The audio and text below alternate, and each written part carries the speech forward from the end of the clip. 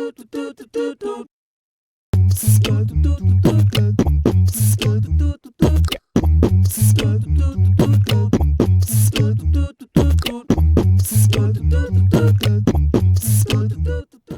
morning, everyone, and welcome to the Pittsburgh Current podcast, coming to you live from the Beachview Business District. As always, I'm editor-publisher Charlie Deitch, and it's actually been a really busy week at the Pittsburgh Current. We've had a lot of stuff going on. One of those things we're going to talk about in depth. We've had some new staff members start, but sort of the biggest news this week is we announced that former Pittsburgh Post-Gazette editorial cartoonist Rob Rogers is bringing back Brewed on Grant to the Pittsburgh Current, and Rob is with us this morning to talk about that comic and whatever else we can get into. Rob, good morning. Good morning, Charlie. How are you? Good. Thanks for coming in. Sure. First of all, Brewed on Grant, as everyone knows, is Rob's local cartoon on local politics and things going on in the city. And when he left the Post-Gazette, that sort of left with him. And when we started running Rob's his syndicated cartoons, we started hearing, when are you going to bring back Brewed on Grant? Because most people aren't sure how syndication works. They assume Rob is in the office drawing those cartoons. So we started talking. And Rob, that's a question you got a lot too, right, about Brewed on Grant? Yeah, and I think it was good for me to sort of take a year off and just kind of look at other projects. And I was working on a book at the time, so I wanted to get that done. And but I was getting that question a lot. People, my friends and other fans that I would see just around town would say, "Hey, are we ever going to see that again?" And I at that point I didn't know, because we had briefly talked, and I wasn't ready to do anything. But at the time I was sort of like, I'm not sure. I don't know. Meanwhile, I was thinking probably not, because unless somebody comes along and says, "Here, we're gonna fund this," right. So, but that's but then you were persistent, yeah, and good on you for that. Yeah, and it just felt like the right time to come back. Right, so. And so we had mentioned Rob was on the podcast last year, and we sort of mentioned it in passing there, right? And then from there, we just sort of. Bethany Rue, my partner, and I, we would occasionally email Rob about, "Hey, what do you think? What do you think?" And we would pretend like it was the first time we ever pitched it. We're like, "We have an idea, Rob." Meanwhile, it was the 30th or 40th time we mentioned it. And then I think we sort of, it sort of went quiet for a while, and I think that's when sort of the opportunity came. That it was guys, time for you. Once you guys stopped bugging me about it, give you a minute to think. Then I thought, hey, how about we do this? It was my idea, right? No, that's great. Tell us. So it's most people are familiar with the comic, I'm sure, but give us a little primer on what Brewed on Grant is and sort of where it came from in your career and how it sort of evolved.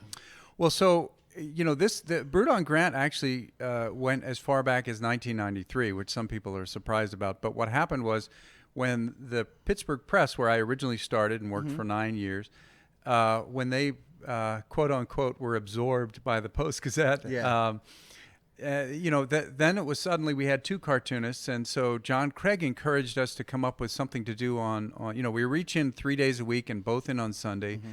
And that was 4 days. So then he said, well, let's come up with something to do on the fifth day. Tim came up with a very inventive and creative column called Scorpio that he would do every week.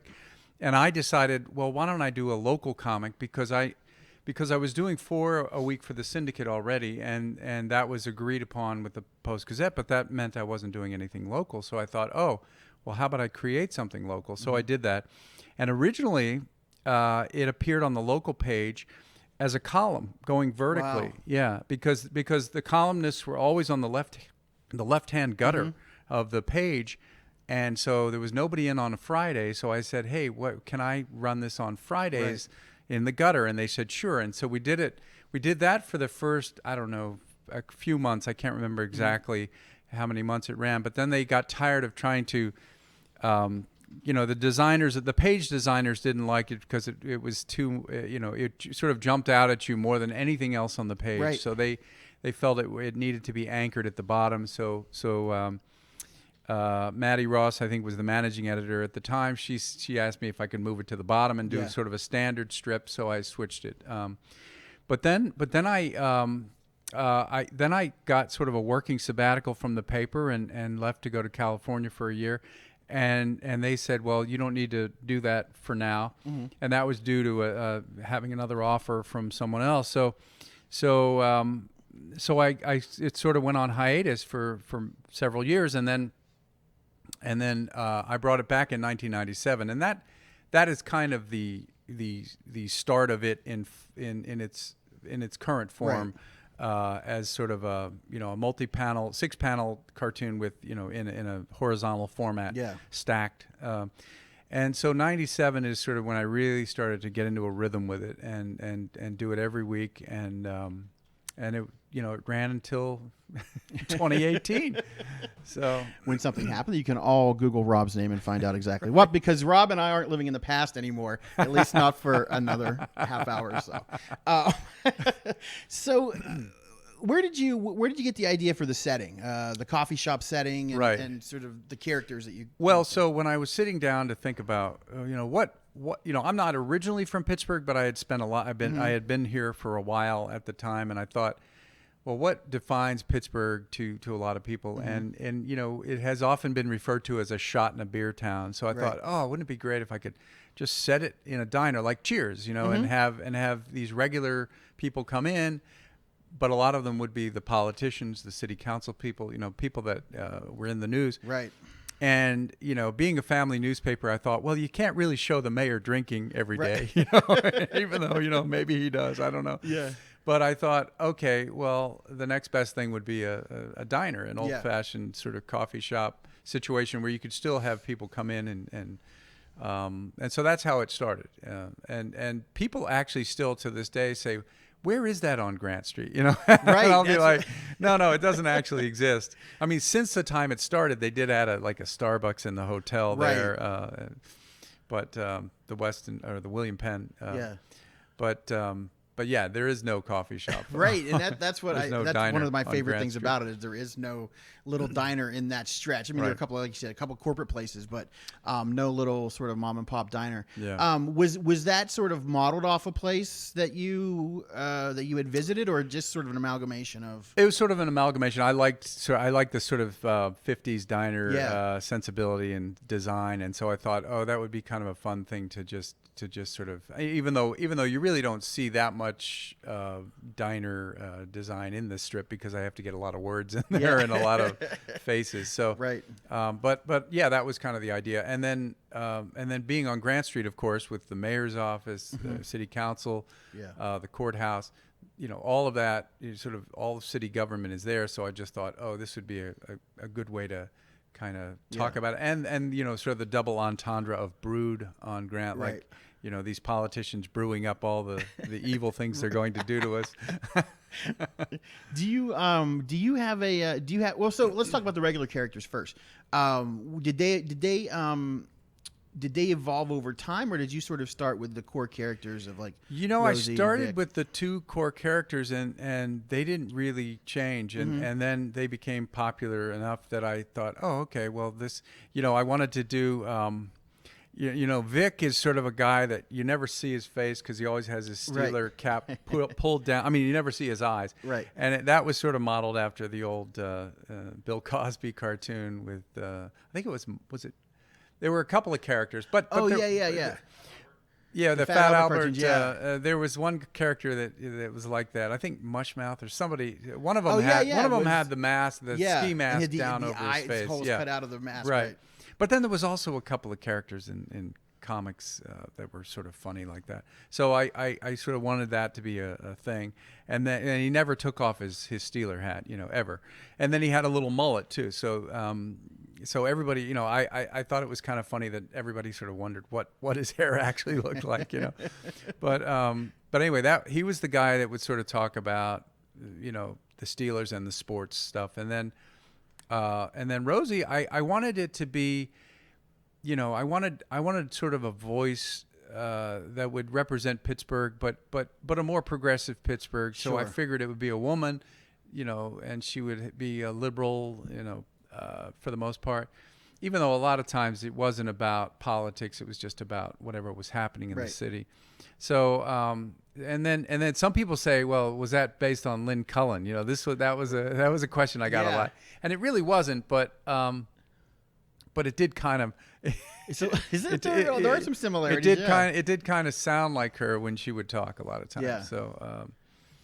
No, that's great. But yeah, those characters just started out right away, and just ended up being, the iconic sort of view of it. So, do you have any? So what are some of your? Well, first of all, I guess I have two of mine are memorable. One is more recent, and one was sometime I think in the late '90s. I think, and it's my favorite because. When I worked at City Paper, reporter Violet, I was the news editor.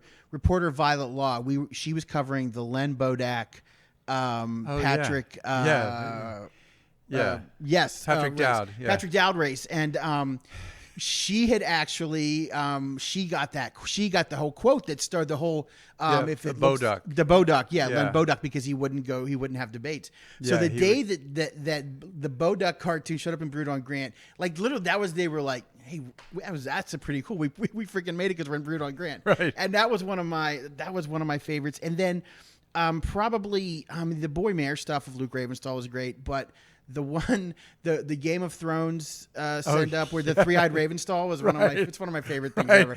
Actually, I just ran across that recently, and I thought that was a lot of fun for me to do, just because I'm a fan of Game of Thrones too. But the Bodak one, the funny story there is that Patrick Dowd, I think I did a sequel to that comic where I ended up having.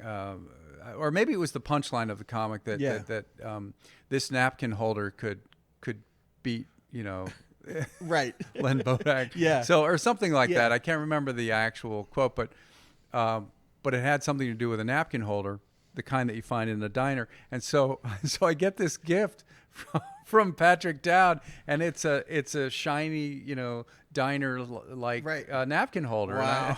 And I thought, oh, that's so funny. Yeah, that was again. Those are my two favorites. The Boy Mayor I think was the most popular. Because I was able to get him in there and then he got a catchphrase. Every cartoonist wants to create a character that becomes that popular and have a catchphrase. Mm-hmm. I didn't really have to invent him, so I could just draw him as a 6-year-old kid, right? And that was enough. And then the obviously him saying he you said Peduto, right? Just seemed to fit, and everybody loved it. Yeah. And then I sort of obviously used it over and over to some people's dismay, but people still say that to me. They like when we made the announcement about the comic coming back, someone's. And you mentioned Peduto in the announcement, and someone wrote in the comments, "He you said Peduto." I saw that. Yeah, it's so just to sort of talk about the process a little bit. Let's take that character of Luke Ravenstahl, Boy Mayor. So did that start because of his age and then happen to fit because of his behaviors, or did you start that drawing him like that because of the later juvenile-like behaviors? No, I drew. That was day one. Wow. I first of all, it's always tough to caricature somebody right when they're not known. Right. Like if you've been watching them over the years and seeing their face in different positions and sort of watching them move, sometimes it's easier to caricature them. But for him, I had never drawn him before. I had never really been that familiar with him on city council. So I did use his age. That was what everybody was saying. He's the youngest mayor of any major city in the country. So I just thought, okay, I'll draw him as a kid, and then as he gets older, I'll make him grow up. Right. And people that was what I was thinking. Right. People come to me and say, well, is he ever going to grow up? And I said, well, you'll have to ask him. Right. because I was just drawing what I was seeing. And then and then the behavior just fit in, and the ethics, lack of ethics just kind of fit in. I will say one thing that was kind of funny. Not to mention, he had a catchphrase, but he also had a prop. You know, he had the juice box. Oh, right. Yeah. And the way that came about was, you know, I was trying to be true to the character, and so the first time I had him in the diner, I thought, well, he can't drink coffee; he's too young. Right.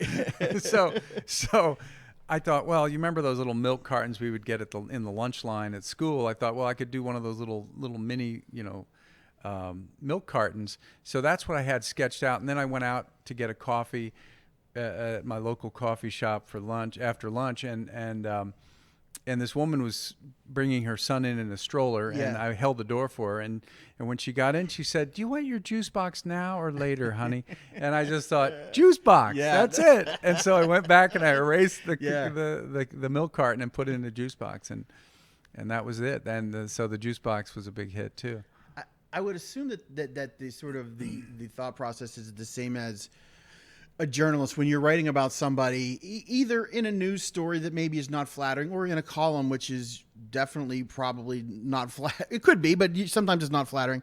At what point in your career did you sort of have that ability to get beyond any, as a journalist, like I say, beyond any human feelings of empathy for the people you were going to lampoon at what point was that something that always came easy to you, or were there any kind of hurdles to sort of, because I know in my career there definitely were those moments where I'm like, you know, oh God, this is going to like ruin this person's life, and then you just like, well, I didn't make them do this, you know, right. Sort of a thing.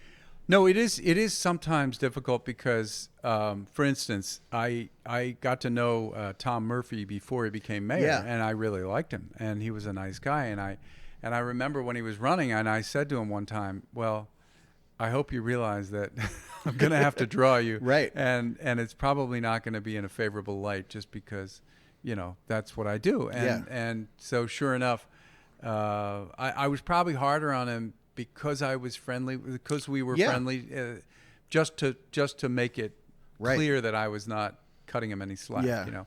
So, but yeah, it is hard because, you know, you do realize the power of the image, and it can really have an effect.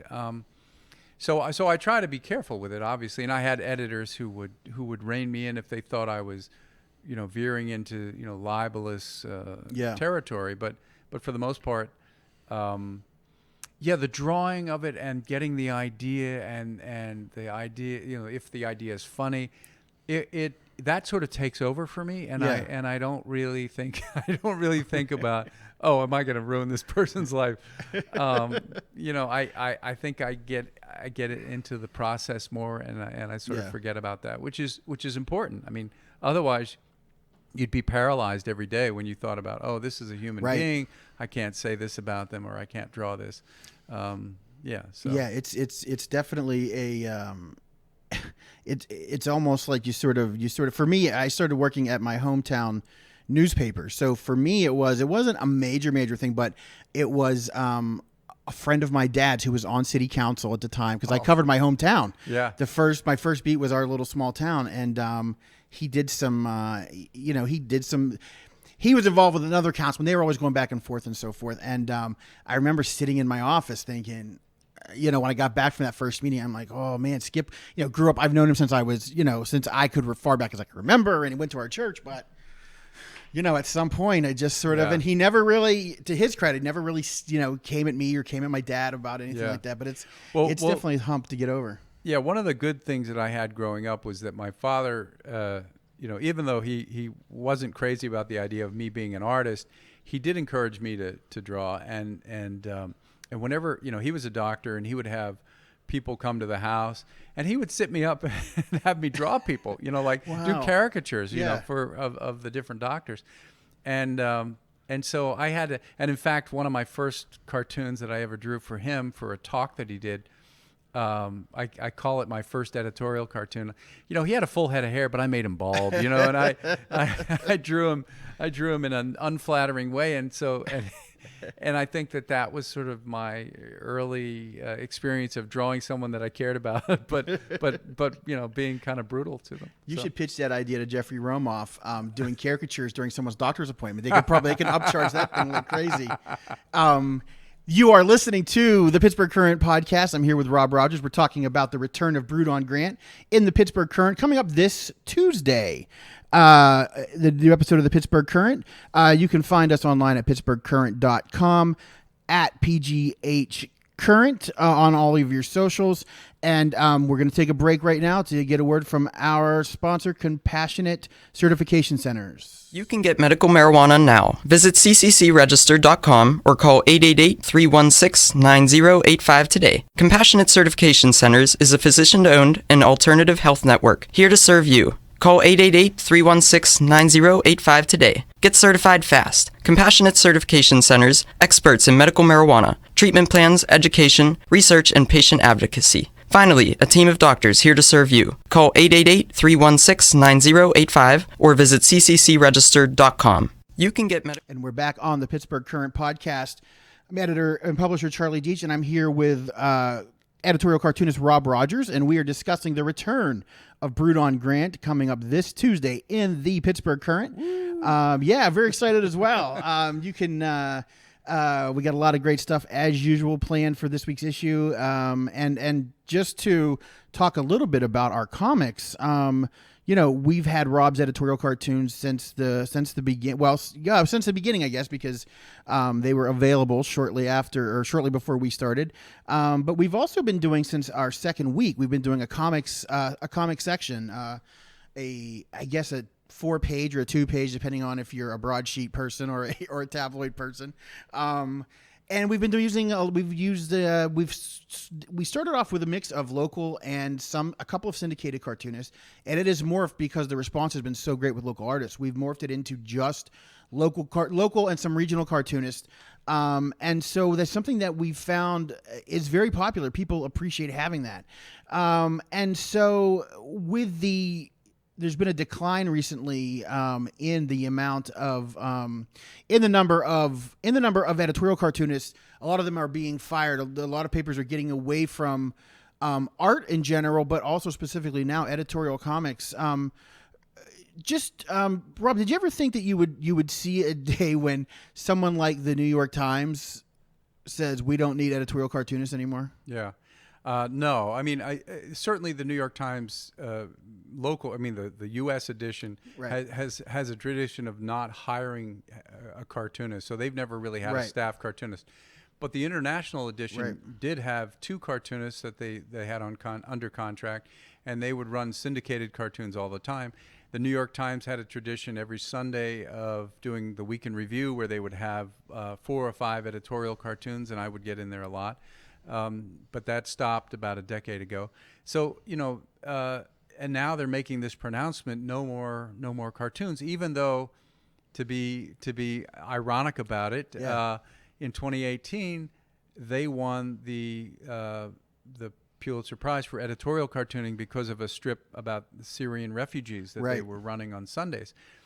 And so, yeah, it's all very crazy. But no, I thought that, certainly with the way the media landscape has been going, that certainly the cartoonists were in trouble because the newspapers were in trouble. And, right. and the first thing they do is try to go for something that, where they can cut maybe one high profile job, high salary, and be done with it. And so that's what's happened to a lot of cartoonists. They haven't been replaced. They've been either they've retired and they haven't been replaced, or they've been fired, laid off just for financial reasons. But now we're in a new era where, if there's now, I'm not the only cartoonist who's been fired for a Trump cartoon. Right. The other guy was a Canadian guy who was under contract. It was a freelance guy for his newspaper in New Brunswick, Canada. But that, that's kind of a scary new thing that's happening, which I don't think is good news. Yeah, and that cartoon, it came, I think, either the same week or the week after you did a similar scene in terms of it was the the portrait of the picture of the father and the daughter laying dead in the ditch at the border. You took your take on that, and then his take was, I believe it was a golfing Trump saying, "Can I play through?" or something like that. You mind if I play through? Yeah. Which, which was a riff on a cartoon that actually was drawn by Jack Higgins, who won the Pulitzer Prize in 1988, I think. He had Dan Quayle. Yeah.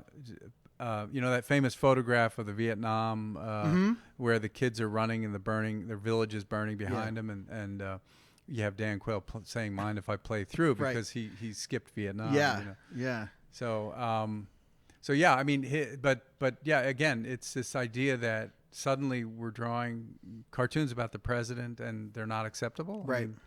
I mean, that's ridiculous. I mean, have you ever, and do you recall a time when, I mean, and we don't have to just go Obama, but then also go back to Bush and Clinton. I mean, do you ever remember receiving much pushback on previous presidents? A little bit of pushback on Bush, just because he got us into 2 wars, and I was against both wars, including Afghanistan, which originally the Post-Gazette was in favor of, just because of 9/11. So, but I felt that it was, that we were just going in there for no good reason. Right. We weren't really hunting for Osama bin Laden there. We were just, right. Sending troops.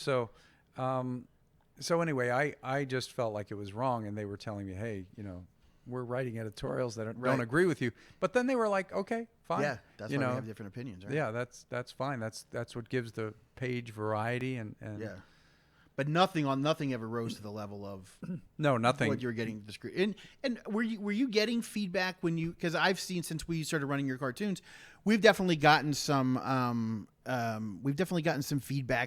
feedback from pro-Trump people who get angry about these things, and I just want to say thank you to those people, because your clicks count just the same as everyone else's when you go to our website, pittsburghcurrent.com. So I appreciate that, and they actually a lot of those folks read and look at everything. But were you getting public pushback too from folks about some of your Trump cartoons? Oh, sure. I mean, yeah. I mean, my entire career is, I can show you letters. It's been, decades of people, and that's because it's the people who are angry and disagree with your point of view that usually are the ones writing the letters, right? Because they feel more motivated to do it. Now I get a lot more praise online as well as the negative stuff, because it's not as hard to write a letter, and if you like something, you can just give them a thumbs up or something online, and it's much easier. But in the old days, the only people that would write were the angry ones, because you had to write a letter, you had to get it approved by the editors. The editors called you to verify that you were who you say you are, and there used to be a process. And now people can just flare out online and just be like, instant, hatred. But but yeah, so I still get comments, even now without an official newspaper. But it's nice to know that you're getting my letter, my angry readers. Yeah, we get some of the blowback, so that's always good. The reason I sort of brought that up was because we want to talk a little bit about. So we have we've launched a Kickstarter. If you go to Kickstarter.com and you search for Brewed on Grant, that's the easiest way to find it. And I will also we can find the link on our website. So as we were talking to Rob about bringing his cartoon back, we also started talking about our other cartoonists and sort of the commitment that we want to have to local artists and in particular local cartoonists. And that's why we do so much coverage of the arts, because we do think it's important. So we started talking, and Rob had the idea, well, instead of, just finding support, maybe from, for Rob's cartoon, let's go for support. Let's get support for all of these cartoons so we can make sure that we're not only keeping them running, but we intend on paying them a much higher rate. Probably a lot of them will tell you than what we're able to pay them now. So that's what we want to do. We want to make a commitment to local artists and the importance of cartooning. And Rob, tell me a little bit about your thinking on that as well. I mean, obviously you support local artists. Yeah, immensely.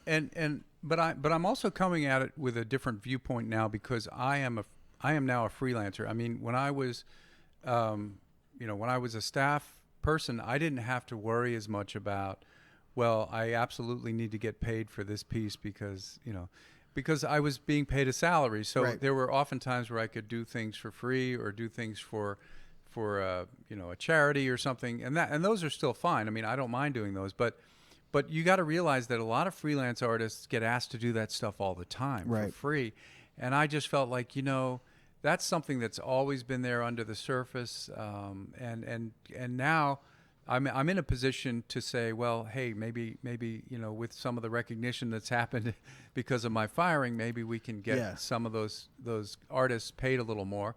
And I know it's not going to be like, we're not going to start paying them salaries or anything.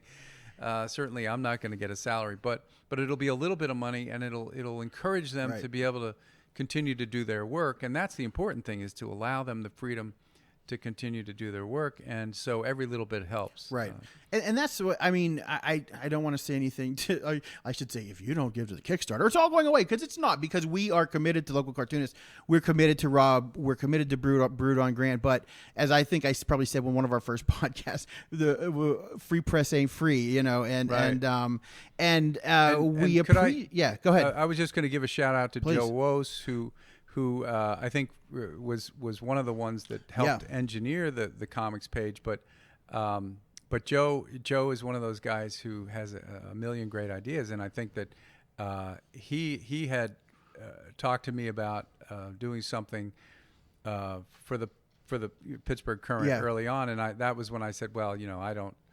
That you and I had already talked, and that I wasn't able to do it at that point. But he made, I think that he helped you gather some of those cartoonists together, and I think that I'm hoping that Joe will be a part of that process as well. Yeah, absolutely. And so, so Joe actually invented an entire cartoon for the current section, and I'll be the first to say right here that when we first started out, especially, Joe was very, very kind enough to donate his comic to us, and it meant the world to us. And we're finally going to get Joe some cash, so even without this, but so that's really cool too. But yeah, Joe Wose. So on separate occasions, Joe Wose and then artist DJ Kaufman had both mentioned to me about, even when I was at my previous job. DJ had mentioned, you should really do a local comics page, and I'd love to help do that. And and then when we started the Current, Joe Wose emailed me, hey, can I come in and see the office and talk? And he said, this is what I think we should do. And I thought, well, I'll need to kick it up the flagpole. And then I realized I was the top of the flagpole. So, hey, let's do comics. So, and so we've got great comics. We've got Teresa Roberts Logan, we have Andrea Shockling, we have Brad Perry, and I'm going to forget some folks, Rob Jones, Andrew Schubert, Sienna, I butcher Sienna's name all the time, Sita Dino, I believe, but her comic is one of my favorites. It's called "It Sucks to Be an Animal," and it's just animals saying random sort of philosophical, rhetorical questions, and it's just it's one of my favorites. So yeah, there's just some really great talent here, and we want to be able to support that, and I think it's great when people can step up and help out like you wanted to do. I think that's how we're going to keep things going, is for people to put a little something of their own on the line as well. Yeah, that's right. And I think that not only does that build community, Joe and I worked at the Toonseum together, and so we were always cognizant of trying to build community with the other comic artists in town, and I think that's what this is helping to do. Yeah. And again, you can go to Kickstarter.com and search for Brewed on Grant. That is an easy way to find it. And it's going to be running for a month, so we're in the early stages, and we're just about 10% funded on that. So, and one of the perks, if I could, we're going to talk about one of the perks is my only collection of Brewed on Grant comic strips, which is called Mayoral Inc. Cartooning Pittsburgh's Mayors. So here it is. And it's chock full of stuff. I got to put my coffee down. Hold on a second. But it's got lots of good Brewed on Grant stuff in there, full color. You can see it, and covers every mayor that I've ever done, starting with Caligari. Actually, Caligari was your first mayor. Yeah, briefly, but that was the first one. So. Yeah, I was going to get to a couple of so we've got some great perks from all of our Yeah. artists, and we will be adding more as the campaign goes on, and you're going to be hearing from a lot of those other comics who are also involved. But one of the perks is Rob will draw you as sort of a background character in a future Brewed on Grant, Right. Which we're very excited about. Yeah. Have you done, you believe you've done that before? Maybe for a I did fundraiser? that for the Toonseum. We did a fundraiser where that was the one of the auction items, and so Yeah. it went for a good price, and so we decided this would be a good place to bring it back. Yeah, and there are 3 of those available. You can check those out. And also our cartoonist Rob Jones, who does a cartoon just called Rob Jones, and it's very funny. Sort of his peek into his life and the different characters he meets. Rob is also offering that as well. And there's some great things. There's some stuff there from Joe Wos and Brad Perry, Pirate Mike, who a lot of we've heard from parents with their kids love the Pirate Mike cartoons, and so I've thought, I don't know that we have anything for kids, but it's kind of cool to have that. But I think that all of them are, and what I really like is it's an opportunity. Joe's cartoon in the last issue, I mean, it's normally something sort of making fun of Yinzer life or so forth, making light of that. But he did a very serious and very well reported out comic with the history sort of some history of animal treatment at the Pittsburgh Zoo. Yeah, I thought that was a tremendous cartoon. Yeah, it was a great cartoon. I did feel a little bit like, hey, yeah, you're moving into my territory here with these serious political cartoons. Yeah, and then that week also, that's what I said. I said everybody sort of was ticked off that week because Rob Jones also did a cartoon strip. He did his strip on the situation with the kids at the border. And so.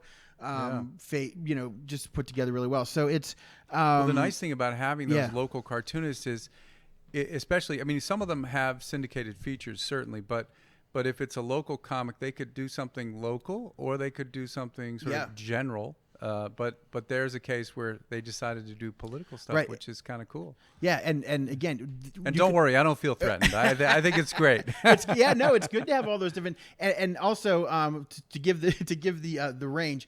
So that's Rob Jones's serious comic, and probably about a couple of months ago, he did one about his wife. Embarrassing him because she had to get up to pee during Avengers Endgame. So that was so there. It just really is. It's a wide range, and Andrea Shockling also, she does sort of this sort of peek inside her world and her life, and Teresa is just one of the funniest people. Teresa's very funny ever. Yeah. And but Andrea is I like Andrea's comic as well. Yeah. So we're bringing a lot of different, and we've got a sci-fi serial. You can catch up on those on PittsburghCurrent.com in our digital issue as well. So DJ Kaufman, right? DJ Kaufman, Secret Forces, which also goes into a whole sort of universe he has with other webcomics and things like that. Yeah, he's a very talented guy. Yeah, he's a good guy. And for those, DJ did our first the first cover of the Pittsburgh Current, Franksy, the take on Banksy with Ben Franklin. The Ben Franklin. Yeah, it was. I didn't realize it was called Franksy. Yeah, That's so good. So I asked him right away. I said, "Hey, would you please do something?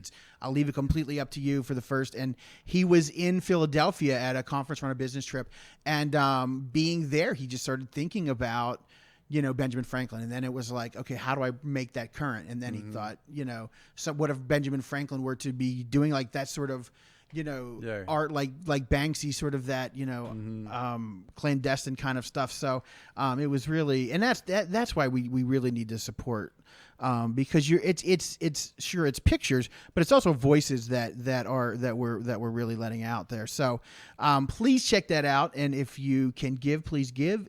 If you can't afford to give, please continue reading and giving us your feedback, because that's how we sort of use to find artists for the future.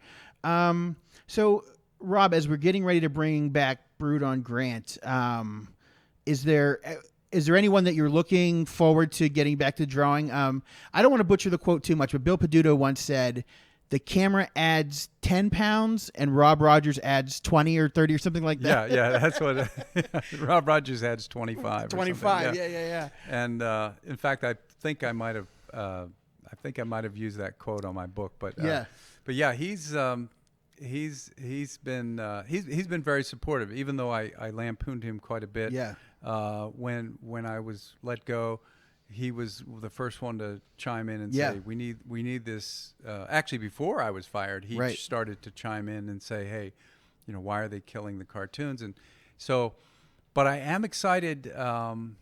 I've started my own playoff beard for the Kickstarter campaign. But I'm excited to draw Peduto's new beard. I haven't drawn it yet. Oh, you've never drawn the beard? No, because he Wow. was beardless when I last attempted to draw him. So that'll be fun. Yeah, man. There's so many things you could do with that. There's there'll be Santa at Christmas. He looks So like look for the beard. I think that's going to be my first cartoon on Tuesday. I think he looks like a Confederate general, and which is not a good thing. I guess I always think like I'm waiting for him to just to invade something or charge up the hill. So, Rob Rogers, we are so excited to have Brewed on Grant come to the Pittsburgh Current and to bring it back to fans across the region. Just kind of in closing, are you so you're confident that there's enough out there in Pittsburgh for you to gin one of these up every couple of weeks? Yeah, I guess we should mention that it's going to be in every edition. So you Right. guys publish twice a month, so that's the frequency of it. Yeah, I will have no problem. There's so much going on in the city, and I'm excited to get back to making that connection with the city and with the readers in Pittsburgh. So yeah, no, I shouldn't have any problem. And I really just want to also say, thanks to you guys at the Current, you and Bethany, for understanding the importance of local cartooning, because I do think that and local coverage in general, because keeping the powerful in check, that's an important role of journalism, and you guys are doing that, and I think that this helps do that a little bit more. Thank you. No, believe me, it's our pleasure to be working with you. So this has been Working Together Today. This has been the Pittsburgh Current podcast. And I do want to give one final just note that we, part of the big week this week, we have Meg Fair coming on staff as our new managing editor, as well as she'll be covering focusing on LGBTQ issues, as well as her normal. She loves music and wrestling, so I'm sure you'll get a lot of that stuff.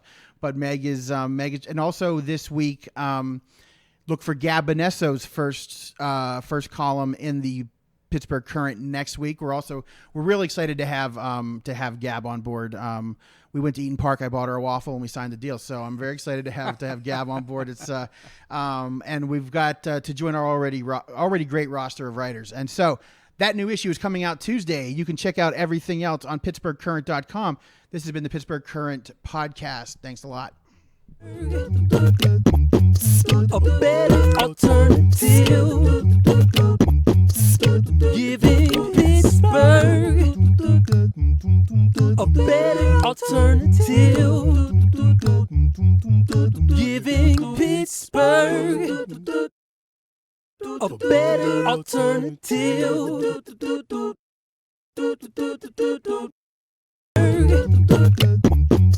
A better alternative, giving Pittsburgh a better alternative, giving Pittsburgh a better alternative.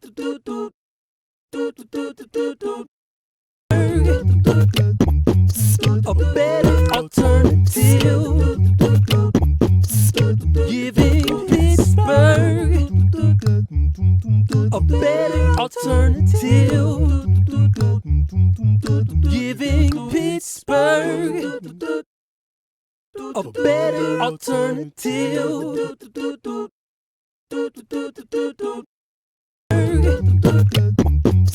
A better alternative, giving Pittsburgh a better alternative.